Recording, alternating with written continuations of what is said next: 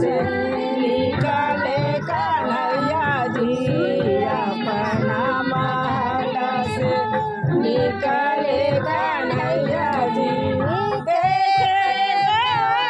तेरे दादी कसी देखे गोलिन तेरी दादी कसी नंद के द्वार पर खड़े गोवालिन नंद के द्वार पर खड़े गोवालिन तेरी सुनब कोई ले दादी तेरी सुनब कोई ले दादी अपना महल से निकले कन्हैया जी अपना महल से निकले कन्हैया जी देखे गोलिन तेरी दादी कसी देखे गोलिन तेरी दादी कसी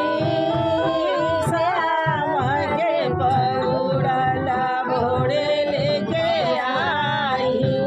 शाम के पौड़ल भोरे लेके आई गीत माखन से भरी दादी गीत माखन से भरी दादी नंद के द्वार पर खड़े गोवालिन नंद के द्वार पर खड़े गोवालिन तेरी सुनब कोई ले दादी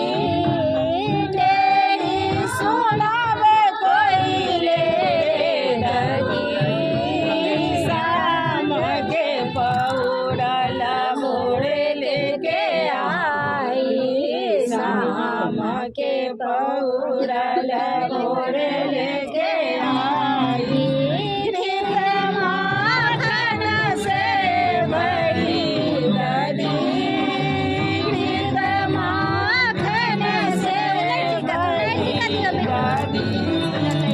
नंद के द्वार पर खड़ी गोवालिन नंद के द्वार पर